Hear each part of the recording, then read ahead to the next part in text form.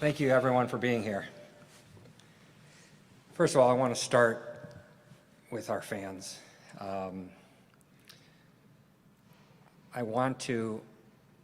need to say I'm sorry because the results obviously just haven't been there.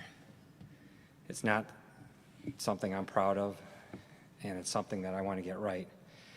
Ultimately, it flows up to me, and I take responsibility. So I do feel that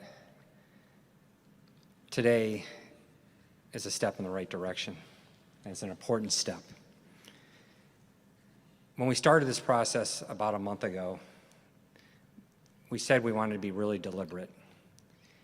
And we started with what I would say is a giant list of names that we had already accumulated, names of people that reached out to me, names that our search firm added. And we took that giant list of names and we made it into a long list of names. And we did our homework. We interviewed a number of people. And the thing that was really clear to me from this process was that there are a lot of good people that are capable of running an NBA franchise. We met with some incredible candidates. But at the end of the day, Bryson clearly just stood out. So why Bryson? I think it starts with he's not about shortcuts. And I know a lot of people have talked about Bryson's age. And so while he's young in age, he's not even 40 yet. He's old in experience. He's worked his way up from the ground level. He started at the New Orleans, was the Hornets at the time? Yeah, It was the Hornets at the time, now Pelicans. He started there, 15 years ago, and he started as an intern. And one of his jobs as an intern was at night. They didn't even have their own practice facility. They rented space. But it was his job to clean up the practice area every night. But of course, from there he grew. He ended up being involved in player development, video coordinating, scouting director. Then he became director of scouting. He became assistant GM. He became a general manager. No shortcuts. That experience, he understands what it's going to take to build a winning organization. During the time that I met Bryson over the last few weeks, some of the traits that I would say about Bryson are that he's thoughtful, he's disciplined, he's measured, he's intentional, and he communicates with clarity and conviction. And throughout this process, those qualities consistently stood out. But at the end of the day, it still comes down to talent evaluation. It doesn't matter what we do up there. If the players can't play, we're not going to be successful. And one thing that came out clearly is that he is an elite talent evaluator. And we did our homework. We talked to people that have worked with him. We talked to people in the NBA who just know of Bryson, and everything was absolutely clear. The guy gets it. He is an unbelievable judge of talent. I think he understands today's players. I think he's disciplined in his approach to talent evaluation. And I think that's incredibly important because we're in a moment in time now where we're headed into this offseason and we have 2 first-round picks, 2 second-round picks, a boatload of money to spend, and we have a great opportunity, but we got to get it right. I think when it comes to talent, though, I think Bryson understands it's not just whether a player is good or bad. I think he looks at it holistically. He understands that it's got to be the right fit. So how does that player fit into the system? What is he going to be like from a culture standpoint? What's he like in the locker room? Does he belong in this building? Those things matter. Then when it comes to leadership and communication, he just connects with people. Whether it's players, scouts, staff, players' families, which, by the way, is really important, Bryson gets it. And I think part of his success is that people trust him. They know that he's genuine, they know that he's prepared, and they know that he's a thoughtful person. And I think that's part of his leadership style. He's He's a listen-first person, someone who wants to understand first what he's hearing, and then he wants to respond with clarity and purpose. And that's something that's really important for me from a culture standpoint. He's going to get the best out of the people because they know that he has their best interests at heart, and I think that's really important. But at the end of the day, we still got to build the right team. And when I was spending time with Bryson, the one thing was clear: he knows he's not a one-man operation, nor does he want it to be a one-man operation. He wants incredibly strong and smart people around him, whether it's scouting, strategy, health and wellness, player development. It's really important that he has the brightest and smartest people, people that are really capable, people that have a seat at the table, whose voices are heard, and that's going to be really important. And I think that self-awareness is critical in a leader. So I go back to like a month ago when I talked about what we wanted. I said I wanted someone who was process-oriented, conviction, someone who's a good communicator, someone who understands trends, talent, team building, a great evaluator, a collaborator, and someone who can lead a complex organization. Bryson checks all the boxes. So now, as we go forward, we need to build this thing into a sustainable contender. We need the Bulls to be relevant again. But we need to be realistic about where we are. But we're committed to doing this right. So whether it's the resources, whether it's the time and the effort, we're going to build a foundation. We're going to elevate this organization. We're going to make our fans proud again. Eventually, we want to compete at a high level year in, year out. And we do want to have a real chance at competing for championships. So that is going to be the Bulls standard. So with that, welcome to the Chicago Bulls family. Thank you, Michael. Bryson Graham. I appreciate that. I think that's my cue to take it from here. First of all, thank you, Michael. This is unbelievable. I mean, I'm always going to be transparent and just be myself. That's all I know how to be. And this is unreal. When Michael called and told me I got the job, I'm not afraid to say this. I started crying.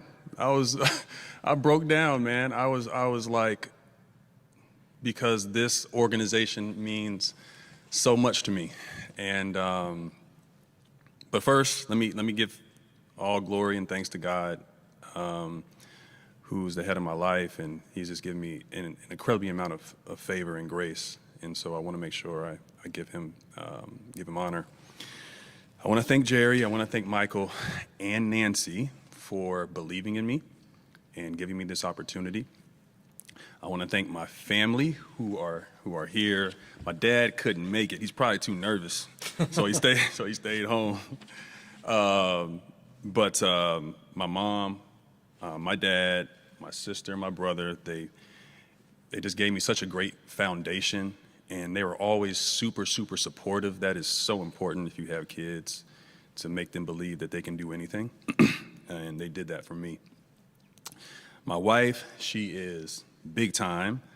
This job is hard. You're gone a lot, and she has made a ton of sacrifices for me over the years. We've been married for, 12 years. It's crazy.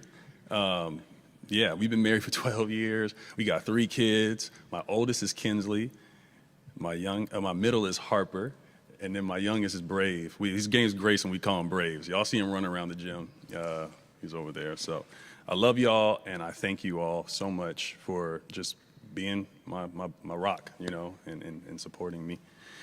So yeah, after all the crying and everything was over, start thinking about, all right, how we want to, build this. And we had such great conversations, such great conversations. The interview process with Turnkey and the search firm, it was awesome.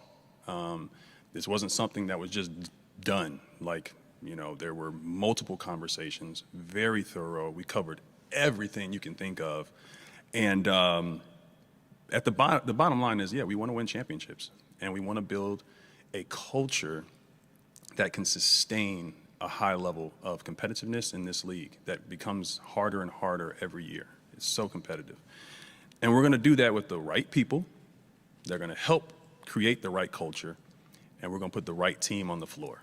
And we're just going to compete every single night. When I look around, and like I said, it's amazing for me because I grew up, obviously, a Bulls fan. If you played basketball in the 90s, 85% of the kids, 90% of the kids, I don't care where you're from. I grew up in San Antonio. Yeah, I got some love for the Spurs. Grew up, I ain't gonna lie. But it did not supplant what the Bulls meant to me. And when I think about it, and I think about the greatness that's in this building and what's in these rafters and the championships that have been won here, it's amazing. It impacted my life more than I thought I knew, because I was always chasing what this organization represented. So you see MJ, and obviously I wanted to be him, right? Just like everybody wanted to be, I wanted that. But it carried over into other aspects of my life. So like my work ethic, my determination, my grit. I'm watching the Bulls and what they displayed, and I'm like, that's what I want. And so, tore my ACL multiple times when I was playing at Texas A&M, gig 'em. But that grit started from watching this. And I want to bring that back. And there's a kid out there that's just like me that can be inspired by this organization and keep climbing, and that's what we're going to do. That's what we're going to do. We're going to pull our sleeves up. We're going to get to work, and we're going to get out the mud. And I'm not afraid of the work, and we're going to get started here pretty soon. So I'll open up with questions. Once we get it started. Go ahead, John. Bryson, I've talked to, my name's John Greenberg from The Athletic. Nice to meet you, man. Nice to meet you. Yeah. I've talked to some people about you, this week, and Yeah. I've heard a lot of great things. And one thing was that you're not afraid to disagree with people. Yeah. And that when you're, running the draft room in New Orleans or whatever, that you would give your input, but do it in a nice way. How do you mix your personal style, I guess, with, getting the job done? Yeah, so one of the things philosophically I believe in, there's no bad idea. And I want to hear from everyone that's in the room. And I've always been someone that, for better or for worse, is going to share my opinion. And I think that added to the process in New Orleans. I think it added to the process in Atlanta. And that's what I want here. I want an open, collaborative, and very communicative organization. Because who knows? It doesn't matter about the position. Everyone in this room could have something that could add to the ultimate decision of making the right decision. And so yeah, I want to take in what everyone says. I'm going to process that, and then I'm going to end up making that decision. But I want an open and collaborative group. Bryson, Julia Poe, Chicago Tribune. You mentioned that getting the people right is going to be a huge part of this. These hires coming up are going to be kind of the crucial first test for you. So how do you want to approach filling out the rest of your staff and that coaching decision? What are kind of your priorities? Yeah, so look, we've got a lot, obviously ahead of us. There are very, very good people and talented people in the building already. So as I hit the ground, we're not starting from obviously ground zero. I want to, obviously bolster, our staff. I want to add to, our strategy space. I want to add to our personnel space. I think that's necessary. But look, like, we've got a long way, obviously, to go, and there's a lot of, decisions that are going to be made. But I think right now where we're at, I think we're in a good place, and I'll get started on that here pretty soon. Casey. Bryson, Casey Johnson with the Chicago Sports Network. Michael touched on your eye for talent evaluation. You hear that basically in every conversation around the league about you. How do you think you develop that skill, and how do you continue honing that skill as the game evolves? Yeah, I think this experience, from playing and then working in the video room, that really, really was helpful, like extremely helpful. So my second year in the league, Monty Williams, who's someone who I, you know, really look up to, and he was a mentor of mine early on. I was his video coordinator, and I also worked in player development on the court.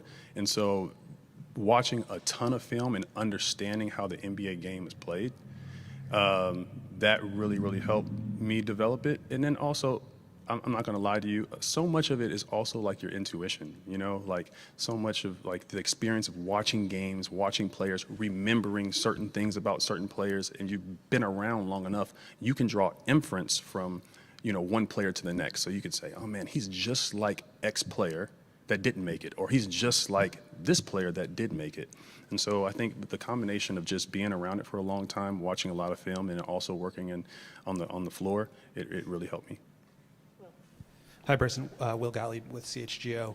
I'm curious about your just evaluation of the roster as it stands right now. I know there's a lot that's going to change with the draft and lottery and cap space and all of that, but just kind of curious of your opinion of the roster and maybe the vision that you have for whatever it is that you're trying to build as far as a longer term, more methodical approach, or maybe something that you feel like you can get this flipped more quickly. Like, what's kind of your opinion and vision for that? Yeah, I mean, I think it's going to take time.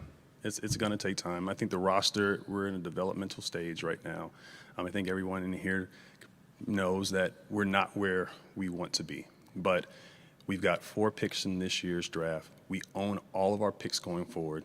We've got a ton of second-round picks. And we got a ton of flexibility this summer. And so we just want to be smart, and we want to be also creative and opportunistic, right? But we're going to obviously take our time. You know, this is not going to be something that's going to be rushed. But this is the beginning stages. All right. You know, we've got some pretty good young players, but we know that this draft is going to be the first real layer to this foundation going forward. Jamal. Jamal Collier from ESPN. Congrats to you, man. Thank you. My question is for Michael. However, you talked about sort of building a sustainable winner, and that just what has to be different on your end as far as, you know, commitment to resources that you're giving your front office. As far as luxury tax, how willing are you to pay that?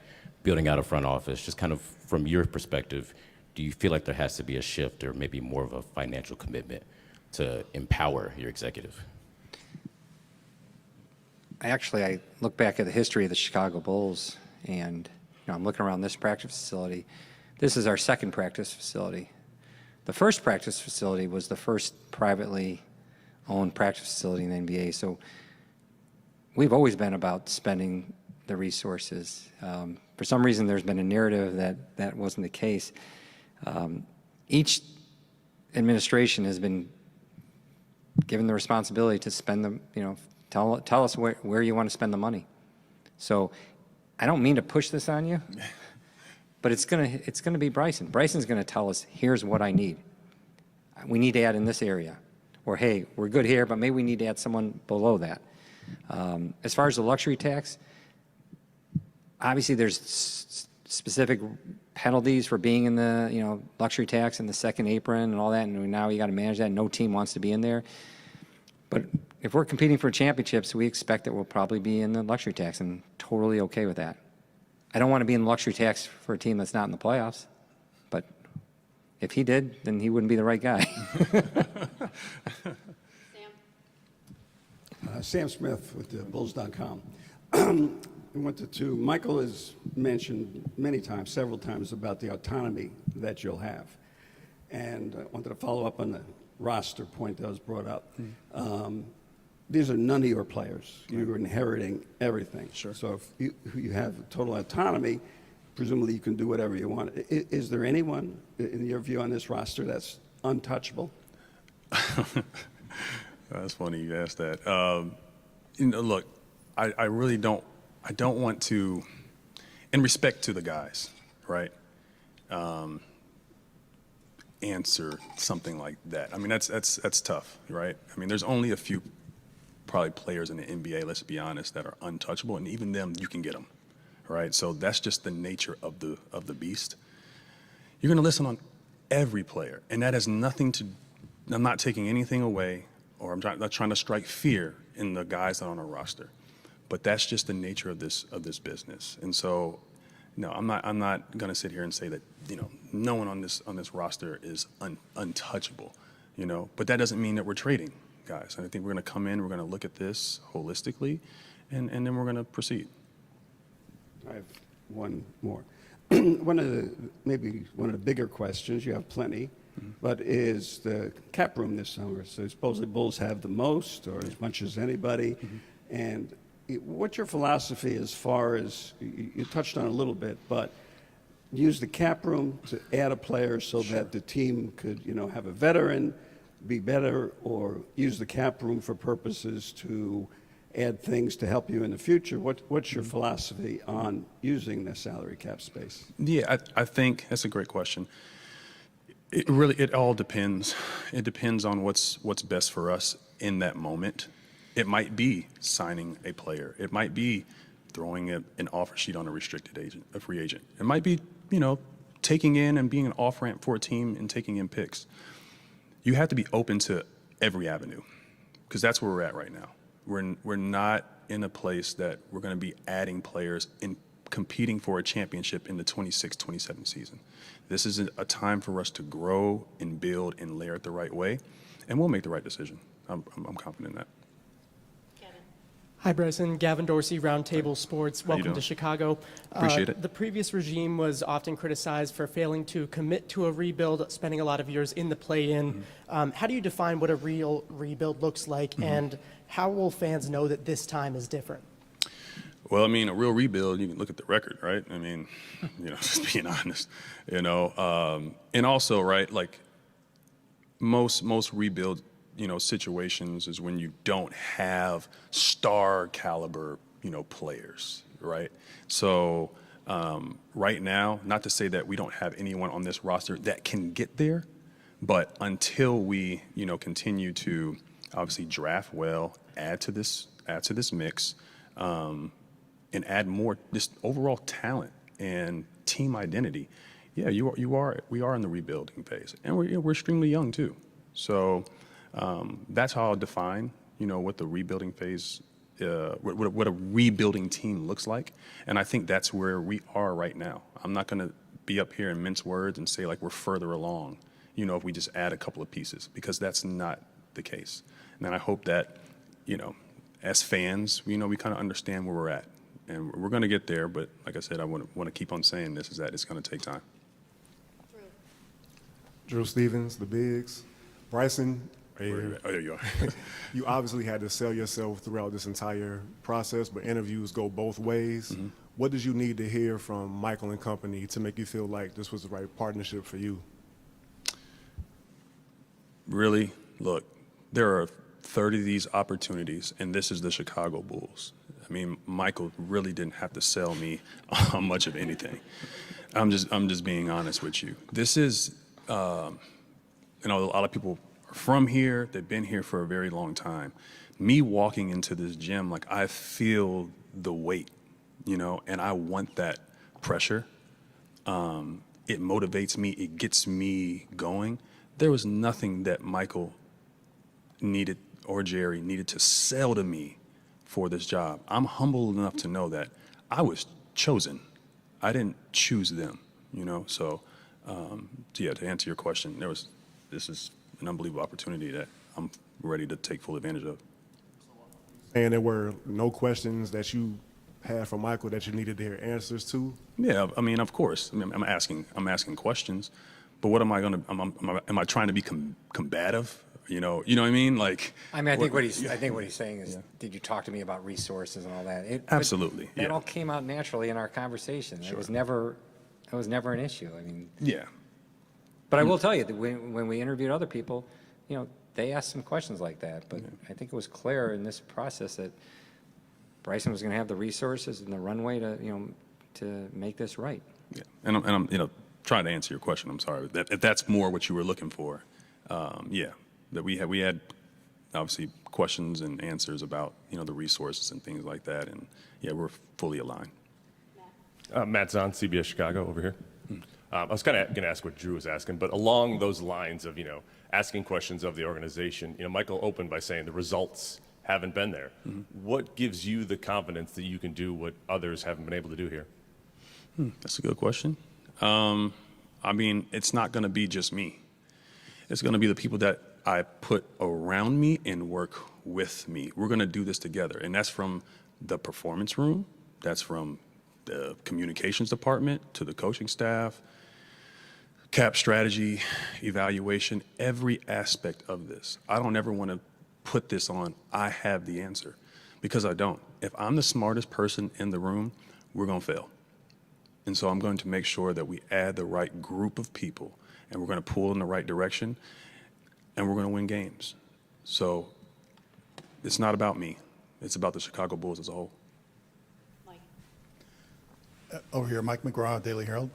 Bryson, there's a lot of, the teams you worked for had a lot of different job titles, a lot of different people on the directory. What would you say were your main duties with the Hawks and the Pelicans in the later years of the Pelicans, and any areas of expertise, any authority that you had? Yeah, overseeing personnel. You know, when David Griffin came to New Orleans, I oversaw the draft process, and that was like my real first responsibility, like really strong responsibility of taking ownership of something of that magnitude, of who are we going to draft. And obviously I touched every other aspect of it, performance, player development, and things of that nature. I was involved in everything, but personnel was where I lived. Andy? Andy. I'm Andy Sell. Bryson,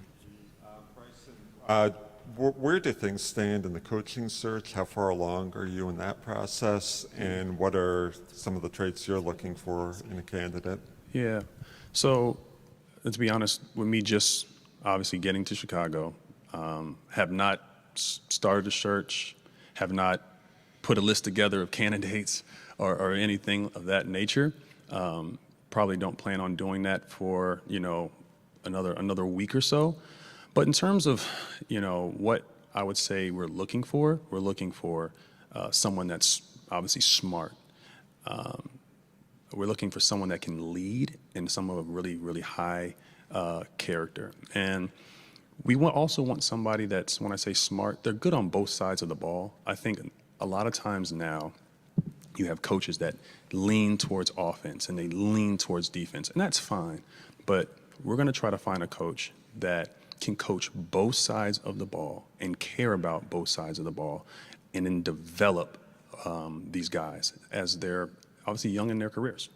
So to answer your question, those are some of the things we'll be looking for.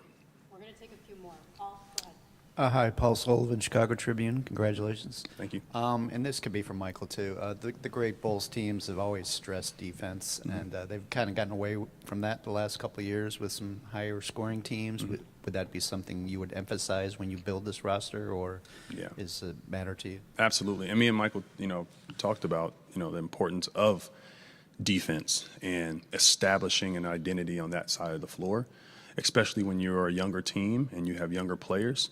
When you compete on the defensive end, your team typically plays harder, and you're starting to see a lot of in the playoffs.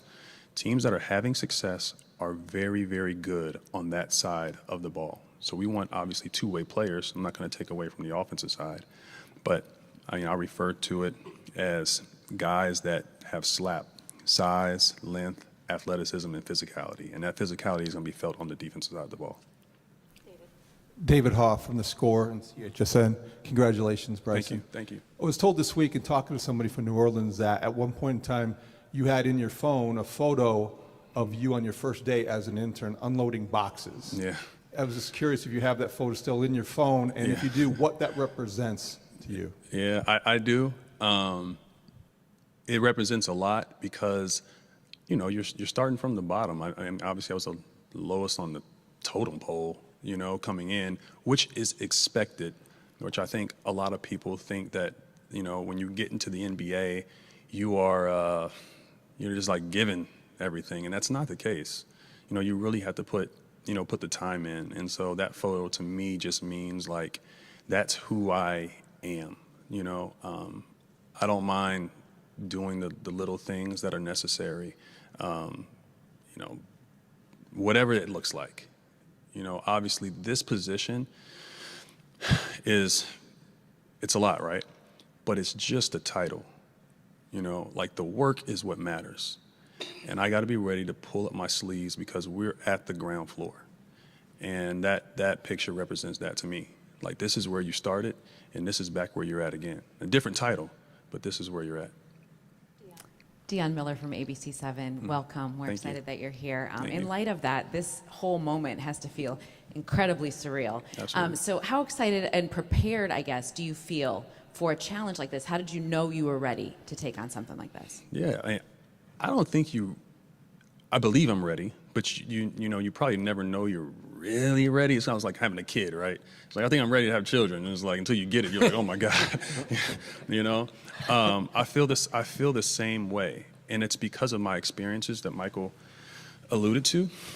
I started out, you know, as an intern and went from an intern to the video, to being the head video coordinator and player development coach, the scouting coordinator, to director of college scouting, to assistant GM, to general manager. So you're checking all these boxes and you're doing so much within the organization that it gives you the confidence that, okay, I've checked the boxes, I didn't skip any steps, I can step into this role. You know, and there's like a certain confidence that just kind of comes with it. It's almost like if Modest, like I'm sure the first 30-point game he had, he starts saying to himself like, "Yo, I can go get 30 now. Like I'm nice." You know what I mean? So it's kind of like that, you know, and it's the same thing for me. Last one. Go ahead, Sam. Yeah, last one. Still trying to nail you down on some of these things. Okay.